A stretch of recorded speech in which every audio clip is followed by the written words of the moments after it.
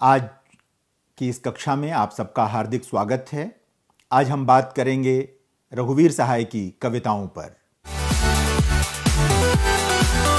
बल्कि ऐसे समझें कि आज हम रघुवीर सहाय की दो कविताओं को पढ़ेंगे, उनकी व्याख्या करेंगे, उनकी गहराई को समझेंगे, उनके कथ्य और शिल्प को समझने की कोशिश करेंगे कि आखिर रघुवीर सहाय अपनी इन कविताओं में क्या कहना चाहते हैं। आखिर वो क्या बात है जो रघुवीर सहाय को स्वतंत्रता के बाद की हिंदी कविता का शिखर कवि बनाती है। यदि स्वतंत्रता के बाद की हिंदी कविता के महत्वपूर्ण कवियों पर विचार करें तो अज्ञेय, मुक्तिबोध, रघुवीर सहाय, केदारनाथ सिंह ये बड़े कवि हैं। श्रीकांत वर्मा, इनके बिना समकालीन हिंदी कविता पर, आज़ादी के बाद की हिंदी कविता पर कोई बातचीत नहीं हो सकती। तो आज हम रघुवीर सहाय की कविताओं पर बात करेंगे। रघुवीर सहाय के बारे में आप सब जानते हैं, आपने उनके बारे में विस्तार से पढ़ रखा है, उनके काव्य वैशिष्ट्य को भी जानते हैं। रघुवीर सहाय द्वितीय शतक के कवि के रूप में हिंदी जगत के सामने आए और जब उनकी कविताएं पहली बार प्रकाश में आईं, अज्ञेय लेकर आए उनको प्रकाश में, तब से लेकर उनकी मृत्यु तक लगातार जो उनकी काव्य यात्रा रही उसने हिंदी कविता को समृद्ध किया, संपन्न किया, अग्रगामी बनाया। विचारों से लोहियावादी थे रघुवीर सहाय, समाजवादी थे रघुवीर सहाय। एक ऐसे समाज की संकल्पना एक कवि के रूप में उनके मन में थी जहां किसी प्रकार का शोषण न हो, जहां कोई इस प्रकार की शासन व्यवस्था न हो कि कोई शासित रहे और कोई शासक बन जाए। जाहिर है कि एक ऐसी कल्पना रहे जिसमें नागरिक समाज का सम्मान रहे, सब लोग बराबरी के स्तर पर रहें, सबका बराबरी का भाव बना रहे। इस तरह की संकल्पना कवि के रूप में रघुवीर सहाय के मन में थी। उनकी कविताओं में भी यह परिलक्षित होती है, दिखाई देती है। उनकी कई प्रसिद्ध कविताएं जो आपातकाल के आसपास आईं, बार बार उद्धृत की जाती हैं। एक तरह से आप देखेंगे रघुवीर सहाय की कविताओं में तो एक ऐसा चिंतन दिखाई देगा, इस प्रकार की विचार प्रक्रिया दिखाई देगी आपको कि आपको लगेगा कि लगातार सत्ता का प्रत्याख्यान करते हैं वो, लगातार सत्ता का एक विपक्ष रचने की कोशिश करते हैं वो। और कोई भी जनपक्षधर कवि, कोई भी ऐसा कवि जो जनता के बारे में सोचता है, जो जनता के लिए लिखता है, जो उन लोगों के बारे में सोचता है जो वंचित हैं, वो इसी प्रकार की विचार प्रक्रिया को सामने रखता है या रखेगा भविष्य में। तो रघुवीर सहाय अपनी कविताओं के साथ हमारे पास आते हैं और एक आलोचनात्मक विवेक पैदा करने की कोशिश करते हैं अपने पाठकों के भीतर। यानी कि रघुवीर सहाय की कविताएं आपको आनंद नहीं देती हैं, बेचैन करती हैं। रघुवीर सहाय कहते भी थे कि जब मैं कविता सुनाकर उठूं तो तालियां न बजें, हाल में सन्नाटा छा जाए। और सन्नाटा कब छाता है? जब आपके भीतर उद्वेलन आता है, जब आपके भीतर विचार चलने लगता है, तब आप ताली बजाने की स्थिति में नहीं रह जाते।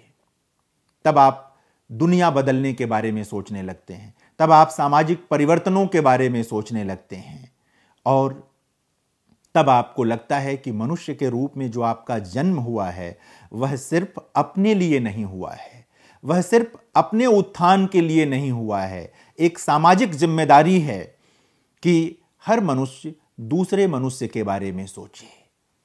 कविता, एक अच्छी कविता, एक अच्छा कवि बराबर अपनी रचना के माध्यम से, अपने सृजन के माध्यम से अन्य के बारे में सोचना और समझना सिखाता है। उसकी कविता हमारे भीतर यह भाव पैदा करती है कि वही सच्चा मनुष्य है जो दूसरे के बारे में सोचता है, दूसरे के लिए जीवित रहता है। अपने लिए तो सब जीवित रहते हैं। और यकीन मानिए कि यदि आप दूसरे के बारे में सोचते हैं, उसके भले के बारे में सोचते हैं, तो कभी भी ऐसा नहीं होगा कि आपका जीवन कष्ट में आए। सामान्य अर्थों का जो कष्ट है उस अर्थ में।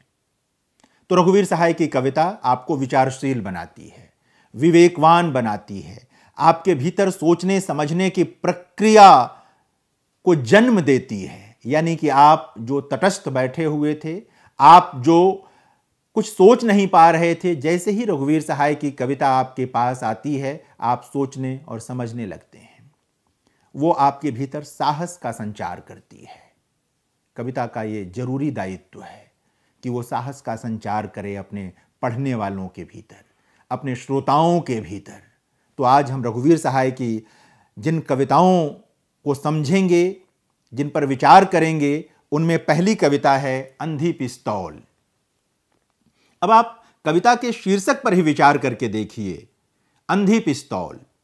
सबको मालूम है कि पिस्तौल के पास कोई आंख नहीं होती, पिस्तौल खुद देख नहीं सकती, पिस्तौल खुद कोई समझ नहीं सकती, उसके द्वारा किस पर गोलियां चलीं, कौन मारा जा रहा है, पिस्तौल को कुछ भी नहीं मालूम। लेकिन जो पिस्तौल चलाता है, जो पिस्तौल रखता है, उसके पास आंख है, उसके पास विवेक है, वह सोच सकता है, समझ सकता है। इसलिए यह कविता प्रकारांतर से उनके बारे में लिखी गई है जो लोग हथियारों को मनुष्य से ऊपर मान लेते हैं, जो लोग मनुष्य को शासित करने के लिए हथियारों की मदद लेते हैं, जो लोग हथियार को मनुष्य के ऊपर पहुंचा देते हैं और एक तरह से पूज्य बना लेते हैं। तो आइए हम कविता पढ़ते हैं, अंधी पिस्तौल। सुरक्षा अधिकारी सेनाधिपति के घूर कर देखते हैं मेरा चेहरा, बहुत दिनों से उन्होंने नहीं देखा है मेरा चेहरा। धीरे धीरे कम होती गई है मेरी और सेनाधिपति की बातचीत, इसलिए मैं सिपाहियों की निगाह में अजनबी हो गया हूँ। ये सिपाही भी कोई दूसरे हैं, पहले जो थे कुछ अदब करते थे, मेरा भी और उनका भी अब जो हैं इतने उजड्ड हैं कि मैं सेनाधिपति के लिए चिंतित हूँ। वे वर्दी नहीं पहने हैं, सिर्फ कमीज पतलून, उसके नीचे वे 100% हिंदुस्तानी हैं। उन्हें वर्दी पहनाई गई होती तो अच्छा रहता। अब जब वे पिस्तौल निकालेंगे कितना अचरज होगा और किस पर दागेंगे, यह तो देखकर और भी ज्यादा। अब आप देखें कि जैसे ही ये कविता आपके पास आती है, जैसे ही आप इस कविता को पढ़ना शुरू करते हैं, आप वही नहीं रह जाते जो कविता पढ़ने से ठीक पहले थे। एकाएक आप में परिवर्तन होने लगता है। कविता की शब्दावली ही आपके भीतर परिवर्तन कर देती है कि कवि किन शब्दों के माध्यम से अपनी बात कहना चाहता है। आप देखें, कविता का पहला हिस्सा देखें, सुरक्षा अधिकारी सेनाधिपति के घूर कर देखते हैं मेरा चेहरा। अब ये सेनाधिपति है कौन? लोकतंत्र में क्या किसी सेनाधिपति की जरूरत होनी चाहिए और क्या अपने लोगों के लिए होनी चाहिए? पहला सवाल तो ये कविता यही पूछती है, आपके सामने रखती है। और सेनाधिपति जो है उसके अपने सुरक्षा अधिकारी हैं। आप देखें कि हमने क्या व्यवस्था बना रखी है कि जिन लोगों के ऊपर सुरक्षा की जिम्मेदारी है उनकी भी सुरक्षा की जा रही है। यानी कि एक पूरा वातावरण जो सृजित हुआ है वो भय का वातावरण है, चारों ओर भय है और भय के बीच सेनाधिपति भी हैं, सेनाधिपति के पहरेदार भी हैं और वे उस आम आदमी को बार बार घूर कर देख रहे हैं जिसे या तो उन्होंने बहुत दिनों से देखा नहीं या जिसे पहली बार देख रहे हैं। प्रकारांतर से ऐसे समझिए कि उनके लिए हर आम आदमी अजनबी है। जो भी इस मुल्क में है, देश में है, वो उनके लिए अजनबी है, अपरिचित है। वो नहीं जानते जिस देश की सुरक्षा के लिए, जिस समाज की सुरक्षा के लिए वे हैं, वे उनसे अपरिचित हैं। जिन्हें उन्हें गहगह जानना चाहिए, जिन्हें उन्हें पूरी तरह जानना चाहिए, वे उन्हें नहीं जानते। कविता 2 पंक्तियों में ये संकेत करती है। इसलिए कहा जाता है कि कविता में शब्द कम होते हैं, बातें अधिक होती हैं, कथ्य अधिक होता है, कवि को कहना अधिक होता है, लेकिन सब कुछ संकेत में होता है। इसलिए कविता को डिकोड करना होता है, कविता को खोलना होता है। कविता जितने शब्द लिखे गए हैं उतने में नहीं होती, वह उसके बाहर समाज में होती है, चिंतन में होती है, आपके अनुभव क्षेत्र में होती है। बहुत सारी चीजों को मिलाकर कविता का भाष्य निर्मित होता है, कविता की व्याख्या संपन्न होती है। और कई बार तो एक समय में लिखी गई कविता दूसरे समय में अलग परिस्थितियों में सार्थक हो जाती है। तो यह कविता जब लिखी गई, बहुत पहले की कविता है ये, लेकिन देखें तो कैसे ये कविता एक तरह से लोकतंत्र की रक्षा की कविता बनना चाहती है कि अगर ये सब चीजें न हों तो लोकतंत्र कितना सुरक्षित होगा। इस आधार पर विचार करें। देखें, बहुत दिनों से उन्होंने देखा नहीं मेरा चेहरा, धीरे धीरे कम हो गई है मेरी और सेनाधिपति की बातचीत, इसलिए मैं सिपाहियों की निगाह में अजनबी हो गया। देखें, कवि कहना चाहता है कि जो शासक वर्ग है उसके और जो जनता है, जो अवाम है, उसके बीच बातचीत जारी रहनी चाहिए, उसके बीच अबोला नहीं होना चाहिए, उसके बीच किसी भी प्रकार के संवाद का क्रमभंग नहीं होना चाहिए। लेकिन यह बार बार होता है, बार बार होता है। सरकार सोचती है जनता के बारे में, लेकिन जनता को नहीं पता है कि सरकार जनता के बारे में सोच रही है। कभी यही याद दिलाना चाहता है कि सेनाधिपति को जिससे मिलना चाहिए वो नहीं मिल पाते उससे। जनता जिसका संवाद सीधे सेनाधिपति से होना चाहिए वो धीरे धीरे क्रम टूटता चला जा रहा है। आजादी के बाद जो स्वप्न थे देश को लेकर, समाज को लेकर, कैसे उन चीजों में एक तरह से अलगाव पैदा हुआ है, कैसे दूरी आई है, ये पंक्तियां उस ओर संकेत करती हैं, उस ओर हमें ले जाती हैं। इसको समझने की जरूरत है। आप सिर्फ मोटे तौर पे शब्दों को पढ़ेंगे तो कविता पल्ले नहीं पड़ेगी, हाथ नहीं लगेगी। इसलिए थोड़ा गहराई में उतरें, थोड़ा जाएं गहराई में। रघुवीर सहाय की विशेषता यही है कि रघुवीर सहाय कोई कलात्मक खेल नहीं करते, वो सीधी बात करते हैं। बहुत संश्लिष्ट जो भावबोध होते हैं, बहुत सरल किस्म के दिखने वाले नहीं, जो बहुत संश्लिष्ट भावबोध हैं, राजनीति के, समाज के, संस्कृति के, वे उसको अपनी कविता में लेकर आते हैं। और आप देखें कि इस जो राजनीतिक संश्लिष्टता है इस कविता में वो अभिव्यक्त हो रही है, बहुत सामान्य शब्दों में अभिव्यक्त हो रही है, बहुत सहजता के साथ अभिव्यक्त हो रही है।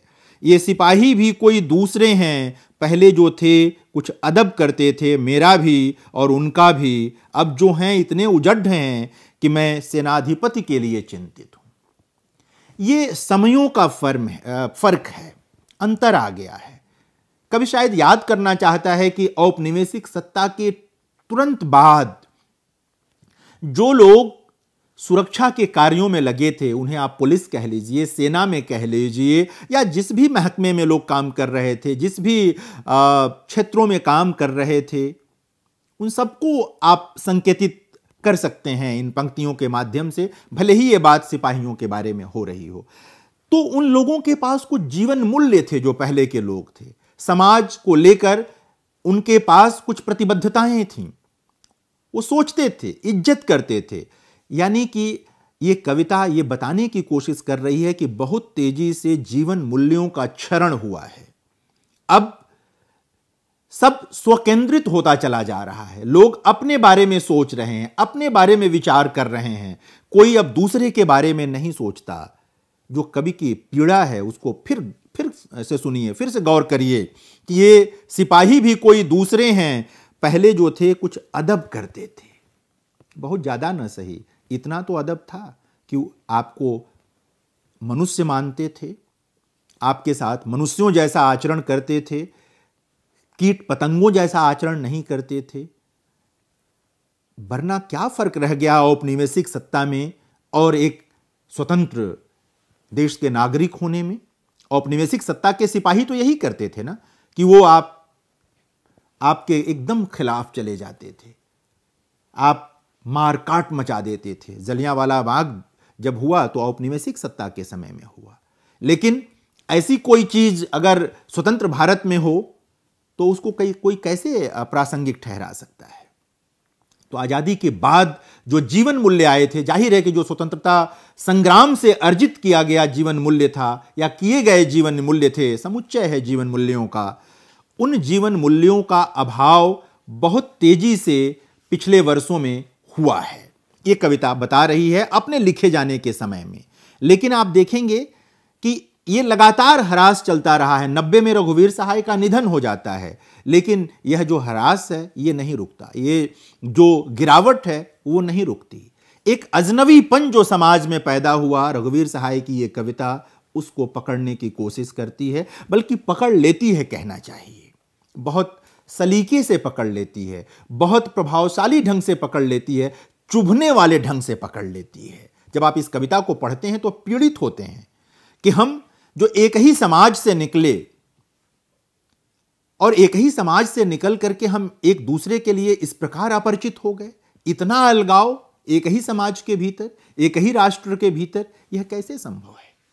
तो रघुवीर सहाय की यह कविता एक राजनीतिक बोध भी पैदा करती है अपने पढ़ने वालों के भीतर, अपने पाठकों के भीतर, अपने श्रोताओं के भीतर।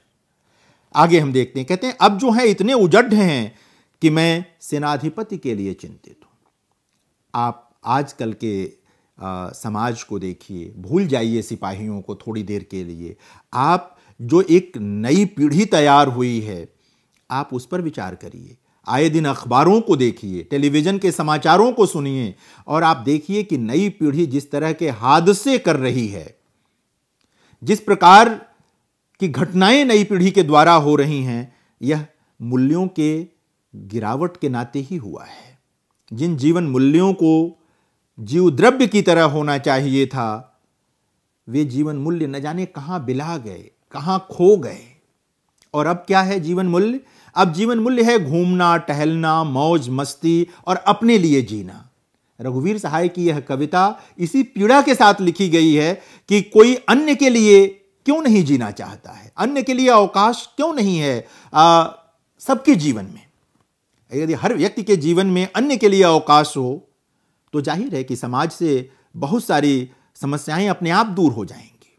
तो आप विचार करें, आप देखें जिस तरह से लोग आजकल कार चलाते हैं, जिस तरह से लोग बाइक चलाते हैं, जिस तरह से लोग कुचल के निकल जाते हैं दूसरे को, जिस तरह लोग हत्याएं कर रहे हैं, जिस तरह स्त्रियों के प्रति अपराध बढ़ गए हैं, ये क्या है?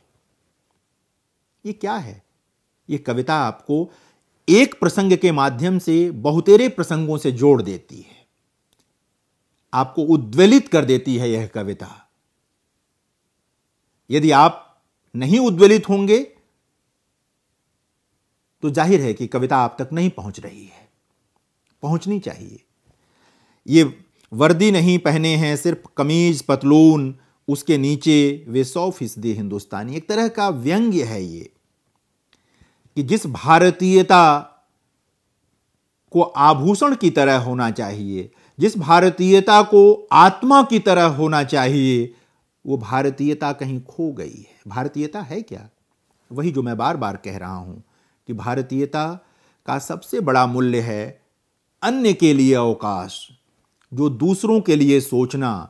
वसुधैव कुटुंबकम की जो अवधारणा है वो यही तो है, सबको अपना भाई समझने का, सबको अपनी बहन समझने का, पूरी पृथ्वी को परिवार समझने की अवधारणा, यही भारतीयता है। और इस भारत भूमि पर इस तरह का परिचय, इस तरह शासक और शासित का भावबोध, इस तरह का एक तरह से अपराधीकरण पूरे समाज का, राजनीति का, जो रघुवीर सहाय देख पा रहे थे अपने समय में, ये कितना उचित है? क्या ये होना चाहिए? ये कविता आपसे भी सवाल करती है जो पढ़ रहा है इस कविता को। भले ही इस कविता को लिखे वर्षों बीत गए, भले ही इस कवि को गुजरे वर्षों बीत गए, लेकिन कविता है और हजारों साल रहेगी।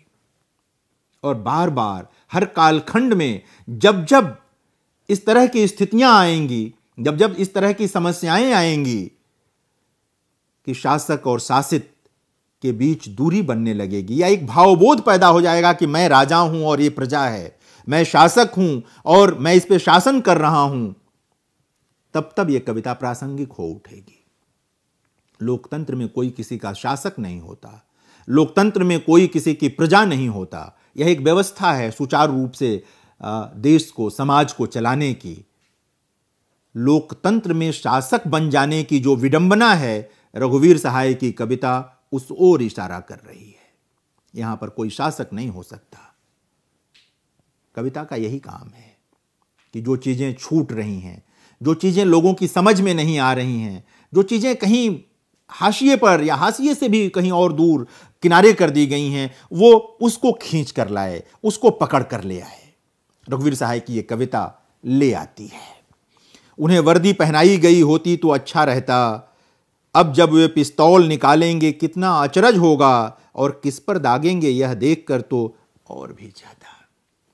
कल्पना कीजिए, औपनिवेशिक समय की जो पुलिस थी, वो जब गोली दागती थी तो अंग्रेजों के दुश्मन पर गोली दागती थी।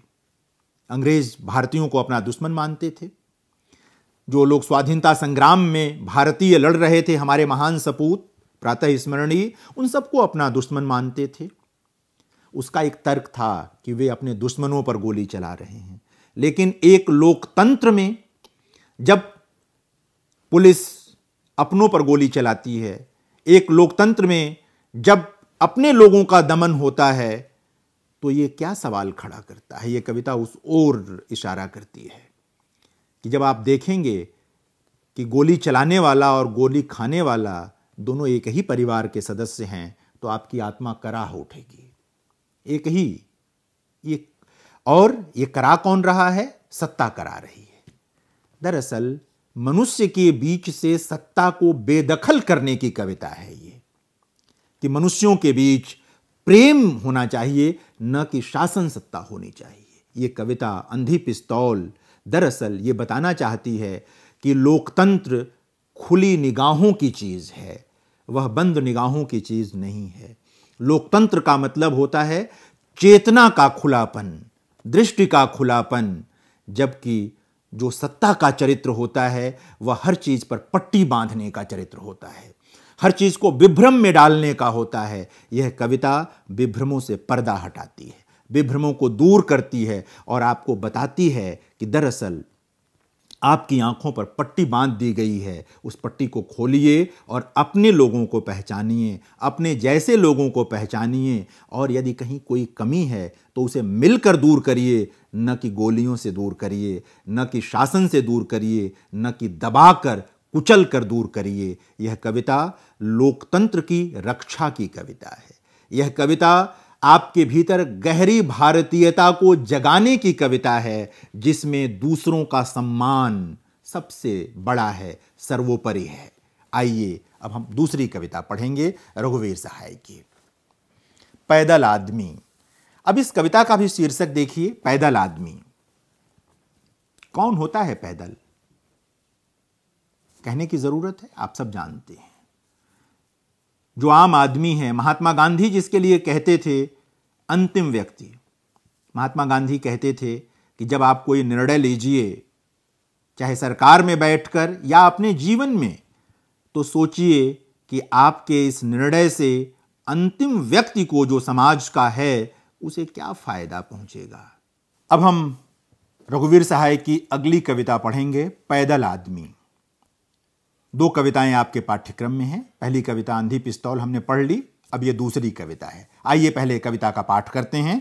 जब सीमा के इस पार पड़ी थीं लाशें, तब सीमा के उस पार पड़ी थीं लाशें, सिकुड़ी ठिठरी नंगी अनजानी लाशें। वे उधर से इधर आकर मरते थे या इधर से उधर जाकर मरते थे, यह बहस राजधानी में हम करते थे। हम क्या रुख लेंगे यह इस पर निर्भर था, किसका मरने से पहले उनको डर था, भुखमरी के लिए अलग अलग अफसर था। इतने में दोनों प्रधानमंत्री बोले, हम दोनों में इस बरस दोस्ती होले, यह कहकर दोनों ने दरवाजे खोले। परराष्ट्र मंत्रियों ने दो नियम बताए, दो पारपत्र उसको जो उड़कर आए, दो पारपत्र उसको जो उड़कर जाए। पैदल को हम केवल तब इज्जत देंगे जब देकर के बंदूक उसे भेजेंगे, या घायल से घायल अदलेंगे बदलेंगे। पर कोई भूखा पैदल मत आने दो, पर कोई भूखा पैदल मत आने दो। मिट्टी से मिट्टी को मत मिल जाने दो, वरना दो सरकारों का जाने क्या हो। यह कविता एक तरह से मोटे तौर पर आप दो राष्ट्रों के बीच लगातार चलने वाले विवाद के मद्देनजर पढ़ सकते हैं। आप चाहें तो अपने राष्ट्र के साथ पड़ोसी राष्ट्र की जो स्थिति है उसके मद्देनजर भी पढ़ सकते हैं। यह कविता एक तरह से कहें तो अंधी पिस्तौल का विस्तार है। यह कविता भी मनुष्यता का विस्तार करने की कोशिश करती है। इस कविता में भी वही जद्दोजहद है कि मनुष्यता का विस्तार कैसे किया जाए, कैसे हम दो राष्ट्रों के बीच प्रेम और भाईचारा पैदा कर सकें, कैसे हम ये कर पाएं कि सरहद नहीं मनुष्य महत्वपूर्ण होते हैं। हम ये कैसे कर पाएं कि आप अपने राष्ट्र में सुखी रहिए, संपन्न रहिए, विकास करिए, हमको हमारे राष्ट्र में सुखी संपन्न रहने दीजिए, हमें अपने राष्ट्र का विकास करने दीजिए। यह कविता आप उनकी ओर से भी पढ़ सकते हैं जो दोनों तरफ से लड़ते हुए मार दिए जाते हैं। आप उनकी ओर से पढ़ सकते हैं जिनको जाहिर है कि राष्ट्र की सुरक्षा करने की जिम्मेदारी है, लेकिन उनको मौत मिल जाती है। राष्ट्र बड़ी चीज है, राष्ट्र से ऊपर कुछ भी नहीं है। लेकिन यह कौन सी मानसिकता है जो दो राष्ट्रों को आपस में लड़ाती रहती है? यह कौन सी मानसिकता है जो दो राष्ट्रों को आमने सामने खड़ा कर देती है? आप कभी विचार करें कि भारत जैसा सहिष्णु राष्ट्र, भारत जैसा उदार राष्ट्र, जिसकी युद्ध में कोई निष्ठा नहीं है, जो किसी को प्रताड़ित नहीं करना चाहता। अभी पिछली कविता पढ़ाते हुए मैंने कहा कि वसुधैव कुटुंबकम जिसकी मूल अवधारणा रही हो, उस राष्ट्र के प्रति भी लोग वैमनस्य रखते हैं, उस राष्ट्र के प्रति भी लोग तरह तरह के भावबोध रखते हैं और कई बार उस राष्ट्र को भी युद्ध में झोंक देते हैं। जाहिर है कि जब राष्ट्र की अस्मिता पर कोई बात आएगी तो राष्ट्र को खड़ा होना पड़ेगा। लोग मारे जाएंगे, जो लोग मार दिए जाते हैं, जो लोग शहीद हो जाते हैं, दोनों तरफ शहीद कहे जाएंगे। दरअसल ये कविता उनकी ओर से पढ़ने की जरूरत है और इस रूप में पढ़ने की जरूरत है कि क्यों नहीं हम वह विकास कर पा रहे हैं, क्यों नहीं हम वो राजनीतिक चेतना पैदा कर पा रहे हैं राष्ट्र के स्तर पर, दोनों राष्ट्रों के बीच, कि हम इस तरह के विवादों से बच जाएं। आम आदमी दोनों तरफ परेशान है, आम आदमी दोनों तरफ परेशान है। आम आदमी नहीं चाहता युद्ध, उस पार का भी नहीं चाहता, इस पार का भी नहीं चाहता, हमारी तरफ का तो शासन भी नहीं चाहता युद्ध, लेकिन परिस्थितियां आती हैं, करना पड़ता है। यह कविता एक तरह से युद्ध का प्रत्याख्यान करने वाली कविता है। यह कविता यह बताती है कि इस सृष्टि से, इस पृथ्वी से युद्ध नाम की चीज को समाप्त किया जाना चाहिए। यह दो राष्ट्रों के अस्तित्व का मामला नहीं है। वो कौन सा अस्तित्व है जो युद्ध से सिद्ध होगा? वो कौन सा भाव है जो युद्ध से सिद्ध होगा? प्रेम से सिद्ध होना चाहिए। और अगर प्रेम रहे तो एक राष्ट्र दूसरे राष्ट्र की मदद करेगा। भारत करता रहता है अपने पड़ोसी राष्ट्रों की मदद। ऐसा कोई उदाहरण नहीं है जब यह आए कि भारत ने किसी पर आक्रमण किया, ऐसा कोई उदाहरण नहीं है। लेकिन जब कोई दूसरा आक्रमण करेगा तो जाहिर है कि जवाब देना पड़ेगा, जवाब देना पड़ता है। ऐसी स्थितियां ना आए कि भारत को जवाब देना पड़े या किसी भी राष्ट्र को जवाब देना पड़े। यह कविता ऐसे भावबोध को पैदा करने की कोशिश करती है। आप इसे एक युद्ध विरोधी कविता के रूप में पढ़ सकते हैं, प्रेम की कविता के रूप में इस रूप में पढ़ सकते हैं कि यदि आप युद्ध का भावबोध छोड़ देंगे तो जाहिर है कि प्रेम के पथ पर बढ़ेंगे। याद करें कि कलिंग के युद्ध के बाद अशोक बौद्ध हो गया था। उसे लगा कि इस मारकाट से क्या हासिल हुआ, थोड़ी सी जमीन, थोड़ा सा राज, लेकिन किसके पे राज करेगा? लोग तो मार दिए गए, लोग तो बचे नहीं। यानी एक जो मिथ्या संसार हम बना लेते हैं जीतने और हारने का, यह कविता हमें उसके प्रति सचेत करती है, जगाती है। तो रघुवीर सहाय एक चेतस कवि थे, राजनीतिक भावबोध के कवि थे, भारतीयता को उसके वास्तविक अर्थों में प्रकट करने वाले कवि थे। बल्कि कवि को थे नहीं कहना चाहिए, कहना चाहिए हैं। भौतिक रूप से भले ही कवि चला गया हो, अपनी कविताओं के साथ वो हमारे बीच है, हमारे साथ है। मैं उम्मीद करता हूं कि रघुवीर सहाय की इन दोनों कविताओं को पढ़ते हुए आप अपने भीतर की मनुष्यता को जागृत करेंगे, आप अपने भीतर के काव्यबोध को जागृत करेंगे, आप इन कविताओं के जो शब्द प्रयोग किए गए हैं, जो शिल्प प्रयोग किया गया है, उसको भी समझेंगे और यह भी समझेंगे कि अंततः यह पृथ्वी, यह सृष्टि मनुष्यों के लिए है और एक मनुष्य को दूसरे मनुष्य के हित की चिंता करनी चाहिए, न कि उसे किसी भी प्रकार से नुकसान पहुंचाने की कोशिश करनी चाहिए। धन्यवाद।